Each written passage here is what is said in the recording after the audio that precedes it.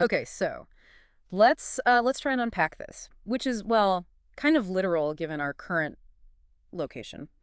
Bit of an unexpected detour, you could say. Mhm. As you probably remember, we wrapped season 5, looking back at episodes 504, 505, 506, and 509. Now we're broadcasting from, let's just call it the belly of international shipping.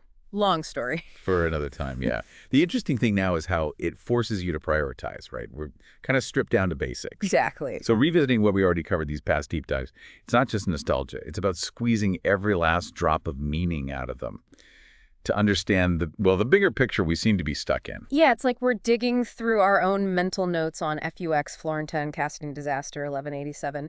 Our mission, being, slightly mobile, is to see if looking at it again, maybe with a bit more urgency, reveals stuff we missed, connections. Deeper meanings, maybe, Yeah. within that whole chunk of the MWF story, Mhm. like a concentrated dose of understanding. Right, because, looking at it from here, adrift, so to speak. Hmm. How does revisiting that specific stuff help us figure out how we even got here? Good question. Where do we start? FUX. Let's do it. Episode 504, FUX. The whole idea was just weird from the get-go, wasn't it? This supposedly massive German TV show, late 60s to early 80s. Huge hit, they said. Yeah, huge. But nobody remembers it. Like, nobody. No tapes, no fan forums, nothing. Just vanished. That kind of collective blank slate feels intentional. It really does. A cultural touchstone just erased. Makes me wonder how that happens. Was it just forgotten, or was it actively made to disappear? And that last episode, Samstein and Offenham, I mean, where do you even start? Alien comedians? An octopus DJ? Who apparently also showed up at the Neon Growl after party and had Doza crew links? Let's not forget that. Right. And the super spa staff, the SSS, then the host suddenly reveals he's an SSS agent, locks the whole studio down, bam, instant trials, mass arrests. It went from surreal comedy to, like, full-on authoritarian nightmare in seconds. That whiplash is the really disturbing part. Entertainment turning into control, just like that. And the sheer absurdity beforehand. Was it meant to distract or soften people up for what came next? What about Mikkel? He worked with the Doza crew a lot on that FUX album, Hello to the Funk, Neon Gel. And he had that online beef with the Den Lord. Yeah. In the show itself, his performances were always intense, almost unsettling. Was he just a musician caught up in it or something more, do you think? Well, his Doza crew connection plus his own external drama. It puts him in an interesting spot. Was he in on it? A pawn? Or just adding to the chaos? His energy can mean a lot of things. I remember the broadcast getting cut off, that flash of support for MKO instantly shut down. The control was just... Total kidding. Then the guest band, the women's krautrock group, their song just disintegrating into generic pop, the glitches, that one dark verse creeping in, and the singer trying to warn everyone before getting silenced. It was like the show itself was fighting back. That breakdown, yeah. It's a powerful metaphor, isn't it? Right. The music falling apart like the show, the glitches like cracks in the reality they built, and that silenced warning. What was she trying to say? Who was she warning about? And Kyram was there too, wasn't he? Causing trouble at the after party. But that study guide from the Studio Führer, the questions it asked, why the aliens? Why the octopus? What were the roles of the Doza crew, Missile, the host, and what did the SSS mean by intervening? Exactly. The guide forces you to think beyond just weird TV show. Yeah. It's pushing for allegory, for symbolism. Was the surrealism a tool? And what did the SSS stand for there compared to, other places they pop up? The idea that FUX itself was commentary on media, manipulative, easily erased, that really hits different now, doesn't it? A show about disappearing that actually disappeared. Yeah, that meta level is chilling. It makes you question everything you consume, how reliable memory or even records are. And the SSS link, that's the big one. Super Spa staff and FUX, Soliton Staffel in the compendium. Okay, different jobs enforcers versus, like, advanced weapons guys, but SSS, same ominous feel. That connection locks FUX, however bizarre, into the main MWF framework. It makes the SSS more than just a one-off threat in the show. They're this bigger ongoing presence. Still leaves so much hanging, though. What happened to the Doza crew, Milkel, the audience? What was the octopus really about? What's the SSS endgame? It just leaves you with this unease. How easily fun turned into fear and then poof, gone. The sheer speed of it, how fast a reality, even a totally bonkers one, can be built, enforced, and then just wiped clean. It's deeply unsettling. Okay, let's shift. Episode 505, Florentin, that meeting in the Schwatten bunker, MWF 331. Talk about awkward. You had Florentin, Mr. Botanical Interests, Very, very genteel. wandering into Mike's world. The clash was instant. Mike's weird greeting, Vafinol Vonnegut. You could feel the mismatch immediately. Florentin's kind of delicate world bumping up against the bunker's raw energy was never going to be comfortable. And the bunker itself, the description. Florentin was clearly nervous, saying, "Please do well be here again." You could almost smell the anxiety. Yeah, his fear kind of underlined the bunker's reputation. Even people sort of on the edge of things knew it wasn't exactly a welcoming place. He knew what he might be walking into. And Mike just wouldn't let up, dragging up the gummy bear launcher thing, the hemp seed scam, like a bully, but with that weird MWF edge. Yeah, kind of childish taunting, but with a definite threat underneath. Then the rifle. Florentin's Sparkle Stir, that old Carabiner 98K. He clearly cherished it, family heirloom and all that. Mike and Rickard just laughed at it, total contempt. Their reaction really showed the power dynamic, didn't it? History, sentiment, meant nothing to them. It was all about perceived weakness or strength right then and there. And the tension just built and built. Mike commenting on Florentin trembling, the thread about disturbing his gluten, pure intimidation tactics. Yeah. Then spinning those stories about the bunker secret tests, explosions, maybe true, maybe not, but the effect was obvious. And Rickard whispering about Schwatten adds another layer of dread. Then Florentin tries to leave, and Mike physically blocks him. That felt like a shift. Oh, definitely. That physical act changes it from just uncomfortable to potentially coercive. Suddenly, Florentin isn't just a guest who wants to leave. He's maybe being kept there. Then that weird pivot. Suddenly they're talking about podcasts, natural products that have an effect. What was that about? Felt like a tactic, maybe? Try to throw him off balance? Or maybe find some common ground they could, I don't know, exploit later? It was jarring. Mike and Rickard just grinning at him. Poor, terrified guy. And then Schwatten appears. Big entrance, silhouette, sniffing the air. Detecting angst, fear, and cheek flower water. Super creepy. Florentin drops the rifle, and that look between Mike and Rickard told you everything you needed to know. Schwatten showing up just dialed the threat level way up. His awareness of the fear, like a predator, it just cemented his dominance. And yeah, that look. It suggested they knew what was coming, or at least had an understanding. Mike tries to smooth it over. Rickard starts messing with the rifle. Florentin's begging. They're laughing. Then bang, scream. File cuts out. Yeah, that abrupt ending is brutal. Who screamed? What was the bang? What did Schwatten do? It just leaves you hanging with this awful feeling of violence just off screen. That whole Florentin thing. It was a nasty reminder of how quickly things can go sideways in their world. How dangerous the undertones are, even when it seems almost absurd. Absolutely. It showcased the casual cruelty, the potential for sudden violence that always seems to be simmering just below the surface. Which brings us to 506, casting disaster. Ramona finally had enough, the sock business, the views, whatever, she quit. Mike and Rickard were desperate for a new sound tech. Total panic mode. You could hear it in that chaotic, hard rock opening. Felt like the sound of their world falling apart a bit. Yeah, the chaos was loud. It really showed how much they relied on Ramona, maybe more than just technically, like she kept things slightly grounded. Possibly. Mike tried to play it cool, business as usual, but Rickard went straight to conspiracy mode. Calling Ramona the Nuna Imilan Technoser? What was that about? Hinting she was more than just a tech. Who knows with Rickard? Then the first applicant, Harris Schmidt. Pascal Schmidt. Struts in, full of himself. Calls their setup an amateur half-sclober. Needs his Pro-Am Mishbolt. Yeah, real charmer. He talked a big game about studios, but was clearly unimpressed by their old gear and the immediate clash over the sound. Schmidt wants it clean, professional. Mike wants Escalation. We don't filter here, we escalate. That's basically the MWF mission statement, isn't it? Pure, unfiltered chaos. Pretty much. And Chiron was there quietly saying, so some noises are intentional. Little bit of foreshadowing. But then Schmidt calls the show nonsense. Big mistake. Mike gets defensive. But the real kicker, Rickard calls him Pascal Schmidt. And Mike just loses over the name Pascal, fires him on the spot.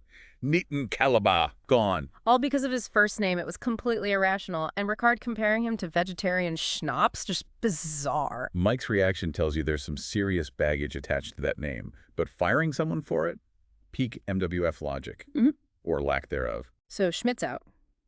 Then Chiron steps forward. He'd been there all along, just quiet. The total opposite of Schmidt's bluster. Yeah, almost invisible. Mike liked his short name, though. Kurtzer, nameful, Gedar.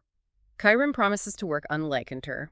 gives that look at Schwatten's equipment. Rickard immediately thinks government agent, aliens. Of course he does. Mike seems almost fascinated by the mystery, compares him to how weird Ramona got eventually, and crucially, Karam's the only one left. Right. His quietness, that subtle reference to Schwatten, it created this instant sense of mystery.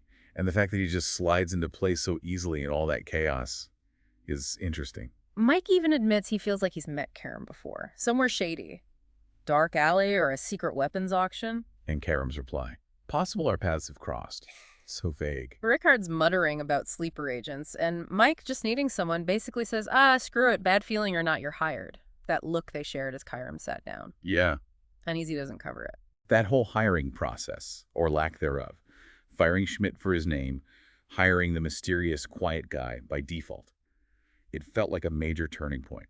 Karam's arrival felt significant, somehow ominous. Casting disaster was the right name for it. Definitely felt like things were about to get different. Yeah, Karam brought this unknown quantity, this quiet variable, into their very loud equation. Felt like the calm before something. Okay, last one for this recap. Episode 509, 1187. Started off standard enough, decrypting Grind Man, but then, boom, a listener sends in a complete list of every single Doza Crew release ever. Incredible dedication from the audience. That list was a goldmine. Absolutely. So the mission shifted. We decided to take that whole catalog and look at it through the MWF filter Mike's Waffen Facts approach to see what connections we could find, how their music actually intersected with, well, with all this. It was a different way in, wasn't it? Using their art as a potential map or commentary on the MWF reality. Because Doza Crew were always lurking around the edges, weren't they? Connected to the weirdness. So the big question became, what could their entire musical output tell us about MWF? About Mike, Rickard, Schwatten, the situations. Right. It treats their music not just as background noise, but as potentially active data.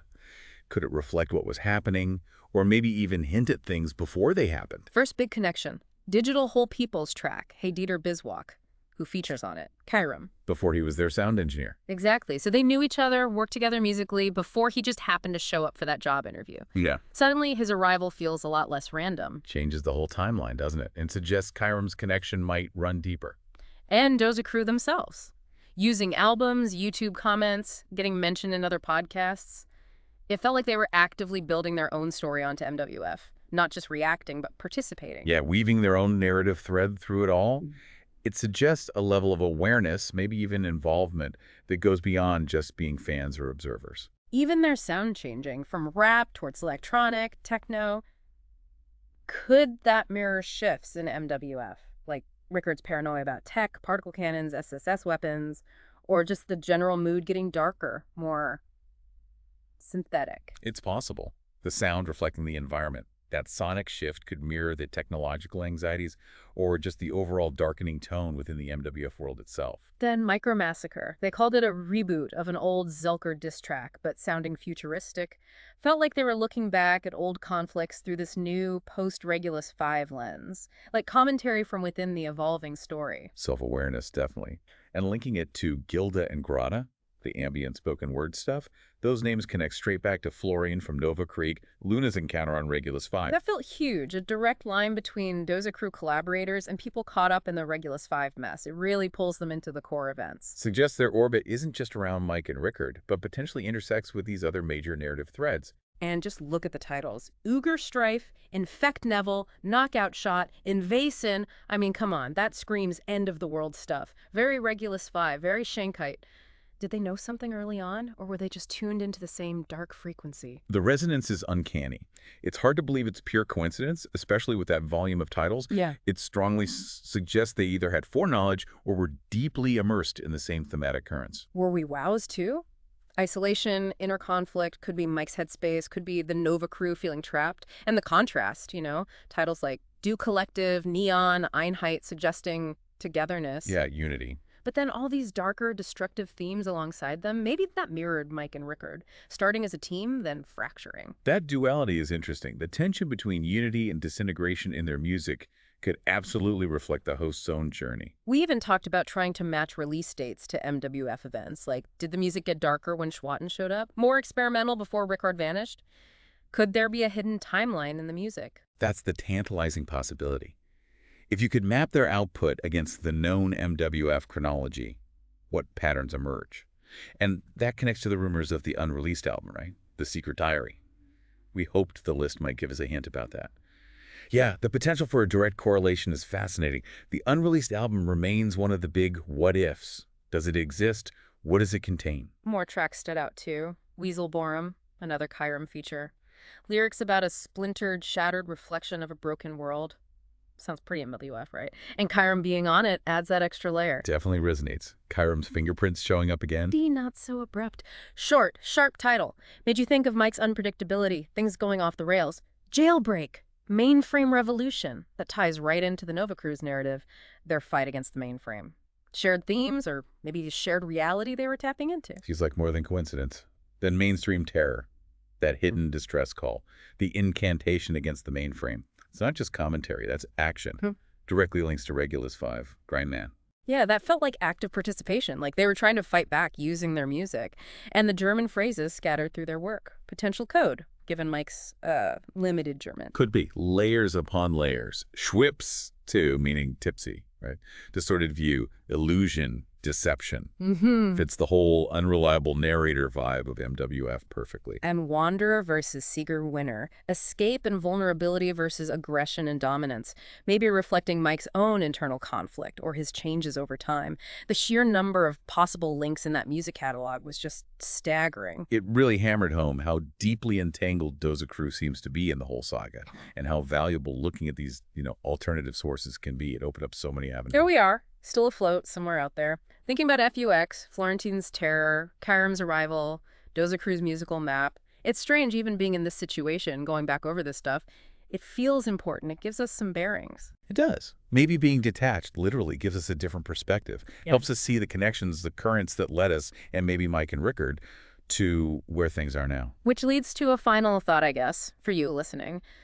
If MWF and Doza Crew are this intertwined, what other bits of information, things that seem totally unrelated, might actually hold keys? Keys to our current predicament, maybe? Yeah. Or just the whole MWF enigma? Something to chew on. Yeah, as these lines keep blurring the show, the music, the reality, where else should we be looking? What other echoes or clues are hidden in plain sight, maybe in places we haven't even thought to look yet? Well, whatever happens next, wherever this vessel takes us, we're going to keep digging, keep trying to figure this out. The deep dive continues, even from the middle of nowhere.